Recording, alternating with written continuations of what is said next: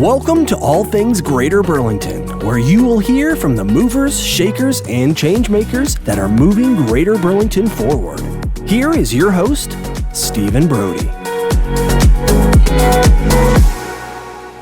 Welcome to All Things Greater Burlington. Farmers Savings Bank was founded in 1908 in Weaver, Iowa. Business was conducted in the original building just west of the railroad tracks until 1996. In 1969, the building was remodeled and enlarged to include a drive-up facility. The bank moved into its current facility on the east side of Highway 61 in 1996. In 1935, Farmers Savings Bank opened a branch office in Denmark, Iowa. The building served as both a bank and a post office. Almost 50 years later, in 1984, a new branch office was built a few blocks east of the old location in Denmark. In 2006, Farmers Savings Bank opened a branch office in Burlington, Iowa, located at 3131 Sunnyside Avenue. Today, Farmers Savings Bank remains locally owned and continues to serve the banking needs of their communities. And it is a pleasure to have with us today Allyson Sanders, Chief Lending Officer and Interim Executive Vice President, along with Allyson Wooldridge, Chief Financial Officer and Interim President and CEO. Ladies, thank you so much for being here today. Thank you for having us. Yeah. I'm excited to be here. It's nice to have two Allysons here, so I'll just have to make sure I make correct eye contact to know which one to referring to. But first of all, congratulations on Farmers Savings Bank being what I would consider a legacy business in this region, being around for over 100 years. Yeah, it's pretty great. Yeah, over 115 years and going strong and happy to be in the communities that we're in. It's pretty exciting. There's not a lot of businesses in the area that can boast that claim to be around for 100 years. And so that's something obviously to be very proud of. Fair, unfair question to ask. What would you attribute that to for your longevity? I guess a lot of it's adapting to the environment with banking, especially recently. You've got to adapt to what's going on for the customer needs, technology needs, and so forth. So we've always tried to stay on top of that. We've got a strong board of directors that is supportive of all those decisions and changes that we need to do. So I think that's been a big part of it. Wonderful. Now, both of you currently hold interim positions. Is this something that you see as short-term? Is this something that's going to become more of a permanent position for either one of you? We've got a few more months before we know for sure how we're going to proceed. We've done a lot of changes, and it's been pretty exciting. So I think we both foresee a hope to, continue in these positions and our leadership roles. So we've got a few more months to decide exactly how things are going to turn out. Well, Allyson, let me start with you. You serve as the Chief Lending Officer and and Interim Executive Vice President. So can you share with us some of the duties that's involved with those roles? Oh my, it changes day to day. Like I was telling a couple people yesterday, they're like, oh, how was your Tuesday? I'm like, I don't even know what I did on Tuesday. It was like meeting to meeting to meeting. But a lot of times I work with the loan officers on a daily basis, whatever their needs are, whatever credit they're working on, new loans, balloon renewals, all that kind of stuff. I'm also in charge of the credit analysts that are downstairs. We have two of them. So I work with them looking at all the write-ups, if they have questions of why maybe something's looking a certain way. And then we have our commercial loan assistants who kind of help the loan officers with, all the title opinions, appraisals, ordering all the things, and loan documentation. So okay, there is a lot there. There's a lot there. And then, of course, with the interim role, there's things there as well that is almost a day-to-day, something. But no day is ever the same, and I think that's what just keeps the job exciting and always changing. And that's one of my favorite questions that I like to ask guests. Is there such a thing as a typical day? No. And you just answered and you said no. No. So it's not the type of thing where you go into the office in the morning and you necessarily know exactly what you're going to be doing. Yeah, you can lay out your day, but it's not gonna go that way. Sure. And Allyson W., you are, again, Chief Financial Officer and Interim President and CEO. So what does that involve on a daily basis for you? Yeah, like Allie said, it varies. So being in a community bank, we all wear many hats. And so depending on the day is going to be the focus. So just kind of, overall bank strategy, making sure that, we're accomplishing everything that we're set out to do for our long-term vision. I do focus on the financial reporting quite a bit, board reporting, and assist with overseeing the deposit operations. Allie oversees more the loan side, and then I help Ricky Garrett's our Chief Operations Officer. So she oversees the deposit operations, and then I assist her as needed. So it really varies day by day. And you're overseeing operations in all 3 branches, is that correct? That's correct, yes. Okay. And how many employees would you say that you have right now amongst the 3? 22. 22.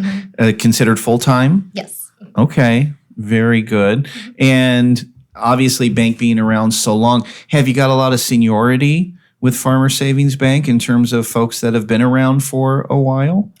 I'd say that we're probably the more senior people there. I've been with the bank for about 14 years. And 10. So Yeah. That's good. Got a few others around that time frame. And then I think with the pandemic time period, we saw some turnover like a lot of other businesses. So we do have some newer faces, but we've had a lot of great success in keeping a lot of our employees on hand. And so we're Very excited great that, employees. yeah, a lot of great people. Yeah. We've got a great team. And so we're happy that we're rebuilding some of that familiarity. So when customers walk in, they have the same faces to see every day.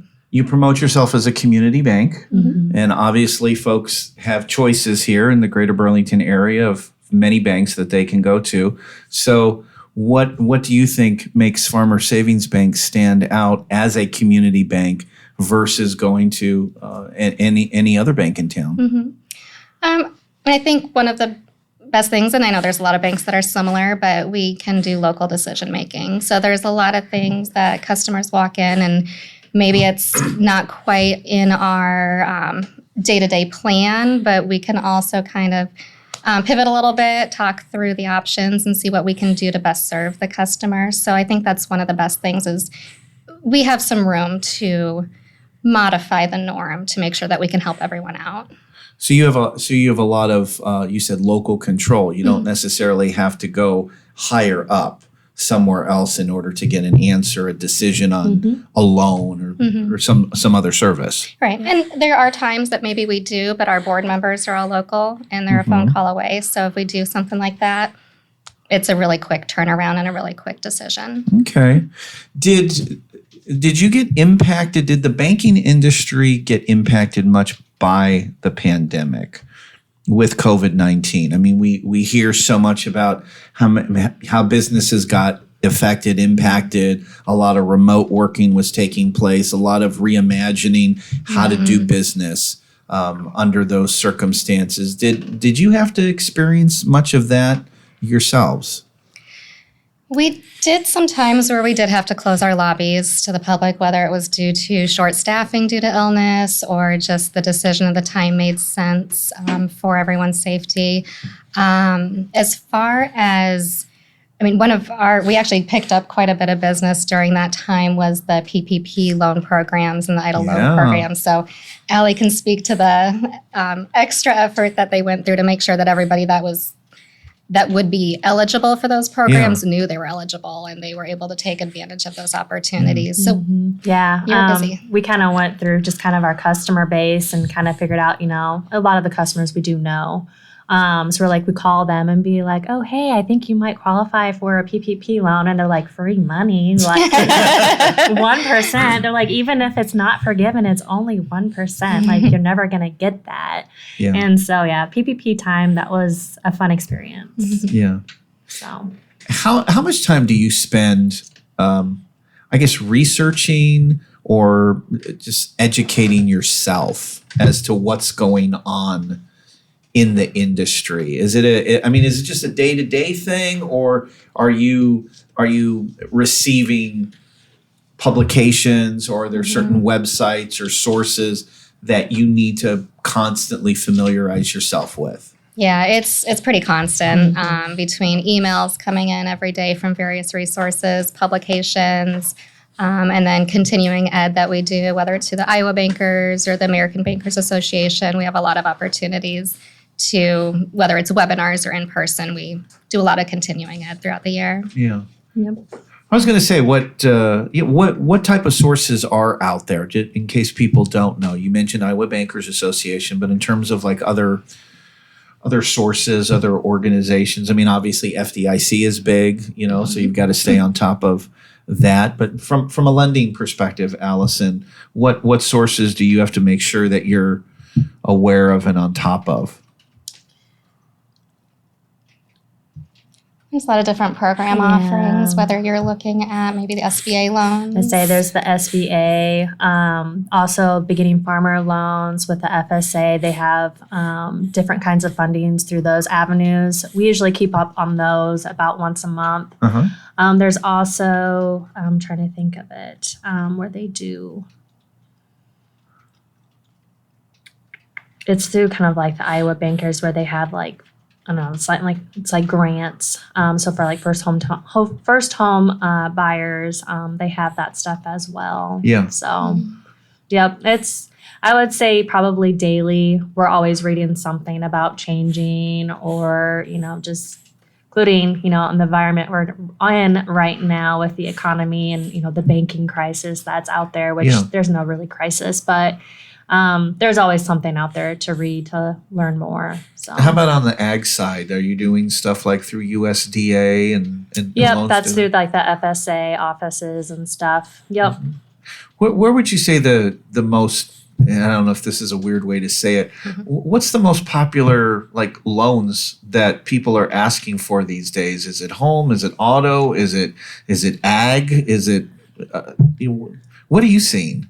Well, it just kind of depends kind of what your demographic is. Like our Burlington branch might see more home and auto, where the Weaver branch might see a lot more agricultural, right? Like the operatings or the purchases of land or equipment. So that's kind of what we see. Yeah. But I mean, we can pretty much do everything. Can you walk me through the process? Like if somebody comes in and they say, "Hi, Allyson, I'm in need of a such and such loan." What's the process typically? So if you're looking kind of like at a consumer loan, we usually give you an application, or you can go onto our website. We have applications on there as well, and then it just kind of shoots us back to us in an email. So there's no paper that way. And then what we do is we review the application, and then we'll ask you for like some financial information, whether that be like a tax return, a W-2, pay stubs, stuff like that. Yeah. So. Yeah, and then how do things differ, like when you get more on the commercial side or on the ag side for loans? Usually we have you fill out like a balance sheet, probably like a personal financial statement or like a business financial statement. It just kind of depends if it's ag or commercial purpose, whatever you're involved in. And then the other financials like your tax returns and such. Okay. Yeah. And then since you're local in your community, how quick are you able to review and come back with an answer? It can be anywhere from, depending, probably if it's a smaller request, it could be almost a day or two. If it's a bigger request, depending on kind of maybe what kind of business, we do a little bit more credit analyst work on that, some stress testing. So probably within 4 or 5 days. Okay, very good. Would you consider that fast, or would you consider that? I think it's pretty quick. I mean, sometimes, depending on the credit, it could be same day. Yeah, yeah. So. Allyson, in your role as CFO and interim president, what do you see as the state of the financial industry these days? I mean, obviously, a lot of things are in flux, and with inflation and with mortgage rates the way that they are. I mean, what's the especially in your role, what are your take on what's happening? Sure. It goes as far as, like Allie referred to earlier, the kind of term of the banking crisis, whereas community banks aren't involved in some of those riskier tendencies that some of the banks that have failed recently have been involved in. So as far as the soundness and the safety of the community banks, I don't see any concern there. I know you're going to have outliers, but I think for the most part, it's a pretty confident industry.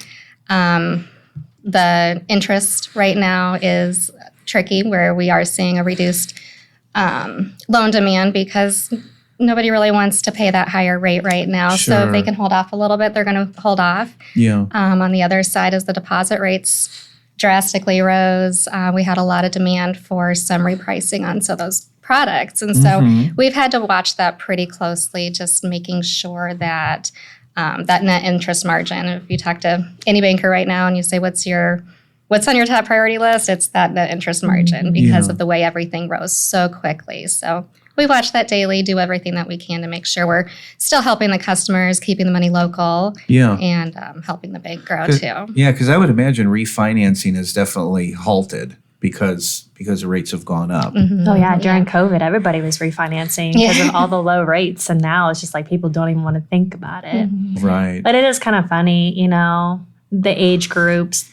People will be like, well, my first loan was 13%. Like, this is nothing, And of course, my age, I'm just like, oh my gosh, 9%. This is crazy. Something I've never seen in my lifetime. But, other people, they've had a lot worse. So, yeah. No, that's very true. I can remember back in the 80s, my parents would play the game. They would go back and forth from bank to bank on interest rates for their savings accounts because they could get anywhere from 15, 16%. It was crazy. And it would not be anything personal, but they would just walk in and they'd say, what can we do for you today? Well, I'm pulling money out and I'm taking it across the street because they have a better rate. But yeah, my first home mortgage, I think, was 7. And so I got it as low as, I think, at 1.3. Yeah. And so that was joy time. Yeah. So yes, I do feel for those that are having to deal with the 7s, and you're saying even you've seen higher than that, 8 or 9? Yeah. Oh wow. Are you hearing anything? Of course, we don't know when this show is going to air, but are you hearing anything as to when things might change? When things might come down?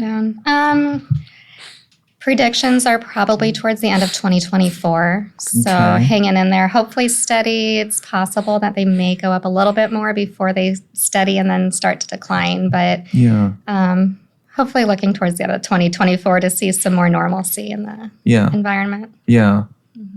What do you do? Again, we talked about that there's obviously choices in the community.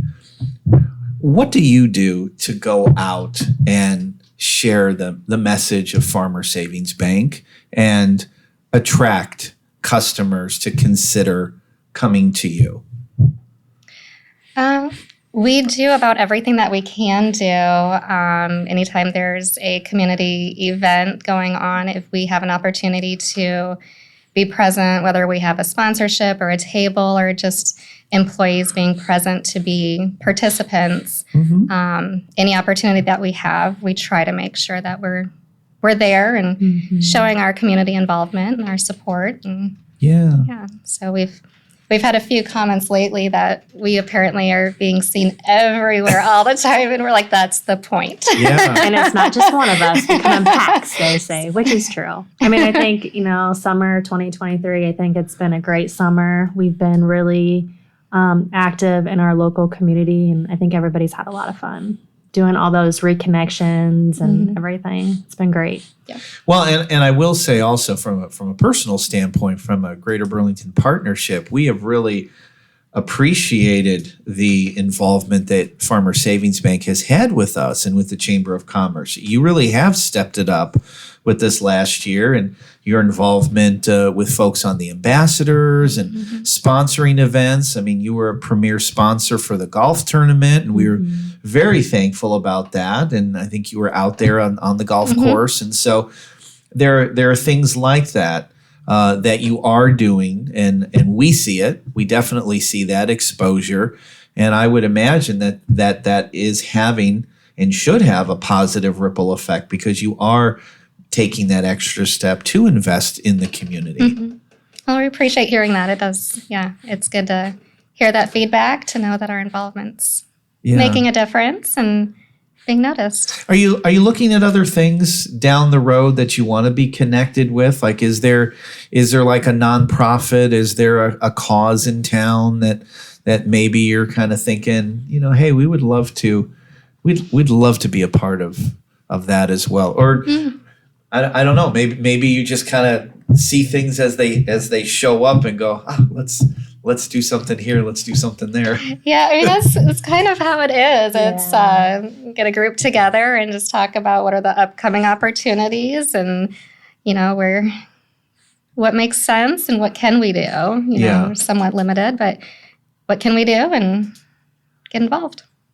I know that most of the banks in town, they do have a similar philosophy. They really do want to be intentional in the community. Yes. And they do ask their employees to volunteer and to be involved. And of course, you're no different. Mm-hmm. We see that here. And I would take it that's part of the corporate philosophy of Farmer Savings Bank, is because you are a community bank, to do that. It is. Yes. Yep. It is important to us to have that reputation in our community that we're here and we're involved and we want to be part of it. Yeah. Mm-hmm. Is there anything that you see down the road? I mean, I know that's, again, the big crystal ball question. You guys talk about expansion or growth? I know you've got 3 branches right now. Is there talk about maybe opening up a 4th somewhere? No, we talk about growth. Obviously, that's a priority. But I think we see a lot of growth opportunities where we're currently established. Yeah. We've got some great markets, and I think there's still some pretty good opportunity where we are. Sure. Is there a certain program, Allyson? Which one? Where you? I know, right? Do you think there's a certain program or loan program or something that you have that you like to brag about that's like, hey, ours is the best. Ours is better than. Well, I would have to brag about our loan officers because I really think our loan officers are the best. They're hardworking. They're very attentive. That's what I would say. Mm-hmm. And when you come in and you meet with them, you're not just a stranger. We're very welcoming when you come into the office, and we'd love to help with whatever that you are needing. So it's not necessarily a particular program as much as it's the relationships. Mm-hmm. I gotcha. Okay. And then for staff, mm-hmm. What type of, you talked earlier about like education, continuing education. What's out there? What type of sources are out there for staff to go and to be constantly learning and to stay up to speed on what they need to know to be successful? So depending on the role, there's a lot of in-person classes that the Iowa Bankers offers. And so whether it's a deposit fundamentals or compliance or anything like that, we do make sure to have people present for those. And then we also have an online annual compliance learning online training. So that's something that we know is always up to speed because it changes as everything continues to change. And so everyone gets the opportunity to do that every year. Okay. And Iowa Bankers Association, do they have such a thing as an annual event, a conference for folks to go to? They do. Mm-hmm. They have multiple throughout the year, whether it's they have an ag lending specific one, they have deposit specific ones, an overall executive bank one. So they have a lot of different opportunities. And then they also have peer groups. And so you can join the peer groups and be part of an email chain or meet in person occasionally on those too. So Iowa Bankers does a great job of keeping us all connected. Very good.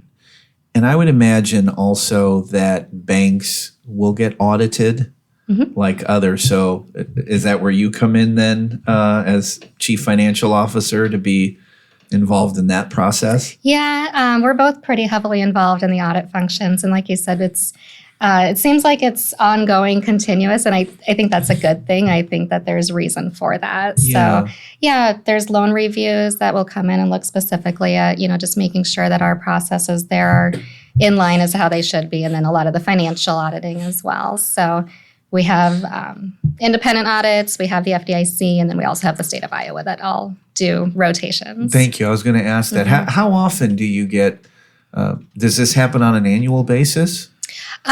Between the three, it'll rotate. So, I mean, the independent ones that we do those annually. We choose to do that. But then as far as the regulatory ones, those will be on a rotation depending on just kind of where things are standing, when have they last been there. And so that does kind of fluctuate. And do they typically happen the same time of year, or could they happen any time during the year? Well, Did you get set up for that question? Yeah. We actually are communicating with both the state and the FDIC right now because we were informed that they both plan to start audits the same day this fall. And so we've been... But they're hopefully going to work around that. And they're not supposed to do that. And they apologize. And they're going to hopefully fix that. But yeah. That's going to be 1 week. Yeah. That does happen. Yeah, so it may stay that way and we'll work through it, but we're hoping that they find some flexibility. Yeah. And when an audit does take place, what does that look like? I love asking these type of questions. Is it all in-house where somebody comes and is based then in? It used to kind of be all in-house. They would come in. Then when COVID hit, it went all virtual. Really? Yep. And now they're kind of doing like a hybrid mix where a lot of it's still off-site, but then somebody will be there for like a week, or maybe two individuals will come for like a week. So sure. Are they nice? Of course, yes. Okay. No, I honestly, I kind of like exams. It's kind of like the testing phase, like how well have you been doing? And you learn. I mean, it's good. Yeah. And with an audit, is it typically, obviously they're gonna give their report and they say, how you're doing and stuff. There is such a thing as ratings, aren't they? In the banking industry. Yes. So what do banks strive for, in case people don't know? Like, is there to be the very best? Good answer. Sorry, I didn't know if that was a test. Well, you love tests. You just said that. Yeah, so the ratings are confidential. Yeah. And so when it comes down to it, like Allie said, you achieved to show your board that you're the best. Yeah. Okay. No, that's great. No, I just didn't know if there was like an A, B, C, D. Okay, rating. it's a number scale. It's a number, not a letter. Yeah. Okay. Yeah. All right. Very good. No, you answered perfectly. Pass that test. Absolutely I can perfect. go home now. No, that's great. Well, I appreciate you coming in and sharing all things about Farmer Savings Bank. In the remaining moments we have left, is there anything, that either one of you would like to share, just to let people know anything about that maybe they don't know or that they should know, because you want to encourage people to come to you. And I guess it's just like making sure that everybody knows we can offer everything, whether it's a consumer, whether it's a business, deposit product, loan, anything like that. Like Allie said earlier, we can do it all. So that's important to know. Yeah, we're always happy to sit down and talk through any questions or hypotheticals or anything like that. We're always happy to take that phone call or that in-person visit. Okay. Allie, you look like you like challenges. I do. My goodness. You're really getting to know me now. I do. And, honestly, you don't even have to be in in Burlington. If you're traveling, we can do Zoom calls. We can, we have an e-doc system to where you can just sign online, You don't have to come to the branch. We can also do things virtually as well for you. Online banking has really taken off. Mm-hmm. And I would imagine that's got to be popular with you as well. It is, yes. What are your typical hours for your locations? 8:30 to 4 in Weaver and Denmark, and then Burlington is open until 5. Till 5. And then we do have Saturday hours as well, Saturday mornings. I was going to ask that. Okay. We still do Saturdays. Yes. Okay. Yay. Yeah. And lobby or just drive through? Oh, both. Yeah. This is Strive good. for greatness. This is good. Yeah. Very good. And 24-hour ATMs? Yep. Yes, at each of our branches, we've got ATMs, and then we've got the mobile deposit as well. So if you've got a check and you want to just take a picture, you can send it that way too. Wow. Yeah, Excellent. Technology's great. Excellent. Well, Allyson Sanders, Allyson Wooldridge, thank you again for coming in. It's been great to speak with you and get to learn even more about Farmer Savings Bank. Again, congratulations on over 100 years, and we wish you continued success in the region. Well, thank you. Thanks. It's been fun. We thank you for listening. Don't forget to like and subscribe. Let us know about any guests that you would like to hear on All Things Greater Burlington. Give us a call at the partnership offices, and we will be more than happy to have them on. Until next time, thanks for listening, and we'll see you on All Things Greater Burlington.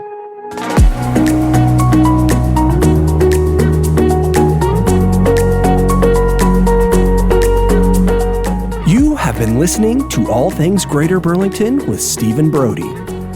Be sure to hit the subscribe button to catch all new episodes. To learn more about All Things Greater Burlington, visit greaterburlington.com/ATGB.